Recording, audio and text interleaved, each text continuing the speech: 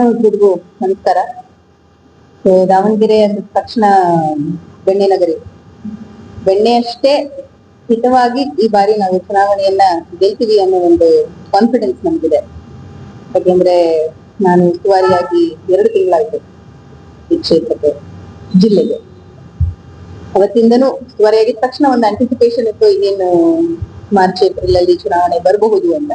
ನಾವೊಂದ್ ಸ್ವಲ್ಪ ತಡವಾಗಿ ಬರಬಹುದು ಅಂತ ಅನ್ಕೊಂಡಿದ್ವಿ, ಆದ್ರೆ ಸಡನ್ ಆಗಿ ಬಂತು. ಬಟ್ ಒಂದಂತೂ ಬಹಳ ಸ್ಪಷ್ಟ, ಚುನಾವಣೆಗೆ ತಯಾರಿ ಮಾಡಿಕೊಳ್ಳುವಂತಹ ಅನಿವಾರ್ಯತೆ ಈ ಕ್ಷೇತ್ರದಲ್ಲಿ ಖಂಡಿತವಾಗ್ಲೂ ನಮ್ಗಿಲ್ಲ. ಯಾಕೆಂದ್ರೆ ಶಾಮನೂರ್ ಅವರು ಬಿಟ್ಟು ಹೋಗಿರುವಂತಹ ಒಂದು ಲೆಗಸಿ ಆಗಿರ್ಬೋದು, ಅವರು ನಡೆದು ಬಂದ ಹಾದಿ ಆಗಿರ್ಬೋದು, ಅವ್ರು ಮಾಡಿರುವಂತಹ ಕೆಲಸಗಳಾಗಿರ್ಬೋದು, ಇದನ್ನ ನಾನ್ ಮಾತಾಡ್ಬೇಕಾಗಿಲ್ಲ. ದಾವಣಗೆರೆಯ ಜನ ಮನೆ ಮನೆಯಲ್ಲೂ ಕೂಡ ಇದ್ರ ಬಗ್ಗೆ ಮಾತಾಡ್ತಾರೆ.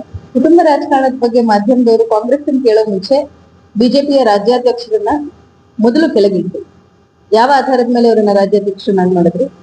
ನೀವು MLA ಟಿಕೆಟ್ ಕೊಟ್ರಿ, ಆಯ್ತು. ತಂದೆ ಟಿಕೆಟ್ ಅನ್ನ, ಯಡಿಯೂರಪ್ಪನವರ ಟಿಕೆಟ್ ಅನ್ನ ಮಗನಿಗೆ ಕೊಟ್ರಿ ಅಂತ ಅನ್ಕೊಳ್ಳೋಣ ಬಹುಶಃ. ಆದ್ರೆ ಅವರನ್ನ ರಾಜ್ಯಾಧ್ಯಕ್ಷರನ್ನಾಗಿ ಯಾವ ಆಧಾರದ ಮೇಲೆ ಮಾಡಿದ್ರಿ? ಅವರದೇ ಪಕ್ಷದಲ್ಲಿ ಬಂಡಾಯ ಇರುವಂತದ್ದು, ನಾನ್ ಹೇಳ್ಬೇಕಾಗಿಲ್ಲ.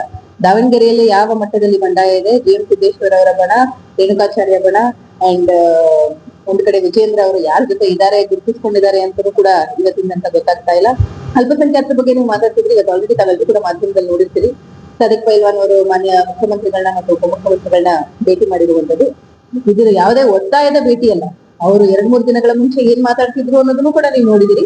ಇವತ್ತಿನ ದಿನ ಅವರಾಗವರೇ ಸ್ವಯಂ ಪ್ರೇರಿತವಾಗಿ ಹೋಗಿ ಭೇಟಿ ಮಾಡಿ, ಇಲ್ಲ ಎಲ್ಲೋ ಒಂದು ಕಡೆ ನಾನು ದುಡಿಸ್ಬಿಟ್ಟೆ, ಅಥವಾ ನನ್ನ ಯೋಚನೆ ವಿಭಿನ್ನವಾಗಿತ್ತೇನೋ, ಇಲ್ಲ ನಾನು ಶಾಮನೂರ್ ಅವರು ಹಾಕೋತಿರುವಂತ ಒಂದು ದಾರಿಲಿ ನಡೆಯೋದಕ್ಕೆ ಇಷ್ಟಪಡ್ತೀನಿ, ಅವರ ಕುಟುಂಬದ ವಿರುದ್ಧ ಹೋಗೋದಿಲ್ಲ. ಕುಟುಂಬದ ವಿರುದ್ಧ ಸರಿಸುಮಾರು 70,000 ರಿಂದ 80,000 ಮತಗಳಿರುವಂತದ್ದು ದಾವಣಗೆರೆ ದಕ್ಷಿಣದಲ್ಲಿ ಎಸ್ಪೆಷಲಿ. ಅದರಲ್ಲಿ ತಾವು ನೋಡ್ಬೋದು, ನಾನು ಕಾಂಗ್ರೆಸ್ ಪಕ್ಷ ಸೇರಿದಾಗ 2024ರಲ್ಲಿ ನನ್ನ ಮೊದಲ ಚುನಾವಣೆ ಪ್ರಚಾರ ಶುರುವಾಗಿದೆ ದಾವಣಗೆರೆಯಿಂದ, ಡಾಕ್ಟರ್ ಪ್ರಭಾ ಮಲ್ಲಿಕಾರ್ಜುನ್ ಅವರಿಗೆ. ಅವತ್ತಿನ ದಿನ ಯಾವ ಮಟ್ಟದಲ್ಲಿ ಅಲ್ಪಸಂಖ್ಯಾತರ ಬೆಂಬಲ ಇತ್ತು. ನಾನು ಶಾಮನೂರ್ ಅವರ ಜೊತೆ ಸರಿಸುಮಾರು 1 ವಾರದಿಂದ 10 ದಿನಗಳ ಕಾಲ ದಾವಣಗೆರೆಯಲ್ಲೇ ಇಲ್ಲೇ ನಾನು ನಿರತಲಾಗಿ ನಾನು ಪ್ರಚಾರವನ್ನು ನಡೆಸಿರುವಂತದ್ದು. ಅವರಿಗೆ ಯಾವ ರೀತಿಯಾದಂತಹ ಒಂದು ಬೆಂಬಲ ಇತ್ತು, ಅದೇ ರೀತಿಯಾದಂತ ಬೆಂಬಲ ಇವತ್ತಿನ ದಿನ ಆಲ್ರೆಡಿ 2-3 ದಿನಗಳಿಂದ ಪ್ರಚಾರ ಶುರುವಾಗಿರುವಂತದ್ದು, 23ನೇ ತಾರೀಕು ನಾಮಿನೇಷನ್ ಸಲ್ಲಿಸಿರುವಂತದ್ದು. ಅದಾದ ನಂತರದಲ್ಲಿ ನಾವು ಅದನ್ನ ನೋಡ್ತಾ ಇದೀವಿ. ನಮ್ಗೆ ಕೂಡ ಆಶ್ಚರ್ಯ ಆಗಿರುವಂತದ್ದು, ಯಾಕೆಂತಂದ್ರೆ ಹೊರಗಡೆ ಜನ ಮಾತಾಡ್ತಾ ಇದ್ದ ಬಗ್ಗೆ ಆಗಿರ್ಬೋದು, ಮಾಧ್ಯಮಗಳ ರಿಪೋರ್ಟ್ ಆಗಿದ್ದ, ಇವು ಏನೋ ಆಗೋಗುತ್ತೆ ದಾವಣಗೆರೆಯಲ್ಲಿ, ಅಲ್ಪಸಂಖ್ಯಾತರು ನಮ್ಮಿಂದ ದೂರ ಹೋಗ್ಬಿಡ್ತಾರೆ, ಅವ್ರಿಗೆ ಟಿಕೆಟ್ ಸಿಕ್ಕಿಲ್ಲ ಅನ್ನೋ ಆತಂಕ ಮತ್ತು ಭಯವನ್ನ ನಾನು ಮಾಧ್ಯಮಗಳ ರಿಪೋರ್ಟ್ ಬಗ್ಗೆ ಮಾತಾಡ್ತಾ ಇರುವಂತದ್ದು ನೋಡಿ ಹೌದೇನೋ ಅಂತ ನಾವೇ ಯೋಚನೆ ಮಾಡಿದಾಗ, ಆದ್ರೆ ಗ್ರೌಂಡ್ ಅಲ್ಲಿ I think reality is totally different. ಜನ ನಮ್ಮನ್ನ ಬಹಳ ಸ್ಪಷ್ಟವಾಗಿ ಒಪ್ಕೊಂಡಿದ್ದಾರೆ ಅಂಡ್ ನಮ್ ಜೊತೆ ನಿಂತ್ಕೊಂಡಿದ್ದಾರೆ. ಅಂಡ್ ಈ ಬಾರಿ ಸಮರ್ಥರಿಗೆ ನಾವು ಸಮರ್ಥವಾಗಿ ಟಿಕೆಟ್ ಕೊಟ್ಟಿದ್ದೀವಿ ಅಂತ ಅವರು ಆಶಯವನ್ನ ವ್ಯಕ್ತಪಡಿಸಿದ್ದಾರೆ. ಒಂದು ಸಮರ್ಥವಾಗಿ ಹೇಳ್ತಾ ಇಲ್ಲ, ಕೇವಲ ವಯಸ್ಸು ಚಿಕ್ಕದಾದ ಮಾತ್ರಕ್ಕೆ ಅವರ ಅನುಭವ ಚಿಕ್ಕದು ಅಂತ ಹೇಳೋ ಅವಶ್ಯಕತೆ ಇಲ್ಲ.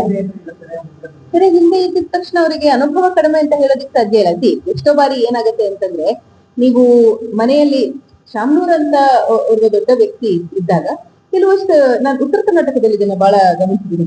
ನಮ್ಮ ಬೆಂಗಳೂರು ಭಾಗದಲ್ಲಿ, ನಮ್ಮ ದಕ್ಷಿಣ ಕರ್ನಾಟಕ ಭಾಗದಲ್ಲಿ ಅದು ಬೇರೆ ವಿಚಾರ. ಒಂದ್ ಸ್ವಲ್ಪ ಅಬ್ಬರ ಜಾಸ್ತಿ, ಆಡಂಬರ ಜಾಸ್ತಿ, ಪ್ರಚಾರಗಳಲ್ಲಿ ಇಡೀ ಪರಿವಾರ ನಿರತರಾಗುವಂತದನ್ನ ನಾನು ನೋಡಿದ್ದೀನಿ. ಆದ್ರೆ ಉತ್ತರ ಕರ್ನಾಟಕದಲ್ಲಿ ನಾನು ಬಹಳ ಹೆಮ್ಮೆಯಿಂದ ಇದನ್ನ ಶ್ಲಾಘಿಸೋದಕ್ಕೆ ಇಷ್ಟಪಟ್ಟು ನಾನು ಬೆಂಗಳೂರಿಂದ ಬಂದಿದ್ದೀನಿ, ನೋಡಿರುವಂತದ್ದು. ಬಾಗಲಕೋಟೆಯಲ್ಲಿ ಆಗಿರ್ಬೋದು, ಅಥವಾ ಕಲ್ಯಾಣ ಕರ್ನಾಟಕ ಭಾಗಗಳಲ್ಲಾಗಿರ್ಬೋದು, ದಾವಣಗೆರೆಯಲ್ಲಿ ಆಗಿರ್ಬೋದು, ಸೊ ಬೆಳಗಾಮಲ್ಲಿ ಆಗಿರ್ಬೋದು, ಈ ಭಾಗಗಳಲ್ಲಿ ಮನೆಯಲ್ಲಿ ಯಾರೋ ಒಬ್ರು ದೊಡ್ಡೋರು ರಾಜಕಾರಣದಲ್ಲಿ ಇರಬೇಕಾದಾಗ ಅವರ ಕಾಲವಾಗೋ ತನಕನೋ, ಅಥವಾ ಅವರು ತೀರಾ ಹಾಸಿಗೆ ಹಿಡಿಯೋ ತನಕನೋ, ತೀರಾ ಕಿರಿಯರು ಅನ್ನುವಂಥವ್ರು ಯಾರು ಕೂಡ ರಾಜಕೀಯದಲ್ಲಿ ಗುರುತಿಸ್ಕೊಳ್ಳೋದಾಗ್ಲಿ ಅಥವಾ ಹೊರಗಡೆ ಬಂದು ತಮ್ಮ ಪ್ರಚಾರಗಳನ್ನ, ಅವರ ಪರ್ಸನಲ್ ಬದುಕು ಅವ್ರಿಗೆ ಇದ್ದೇ ಇರುತ್ತೆ. ಆದ್ರೆ ರಾಜಕೀಯವಾಗಿ ಬಹಿರಂಗವಾಗಿ ನಿರತರಾಗಿರೋದನ್ನ ನಾನು ನೋಡಿದೆ. ಯಾಕೆಂದ್ರೆ ಇದು ಅವರು ಬಹುಶಃ ದೊಡ್ಡವರಿಗೆ ತೋರಿಸುವಂತ ಒಂದು ರೆಸ್ಪೆಕ್ಟ್ ಅಥವಾ ಗೌರವ ಅಂತ ಇದನ್ನ ನಾನು ಬಹಳ ಶ್ಲಾಘಿಸ್ತೀನಿ.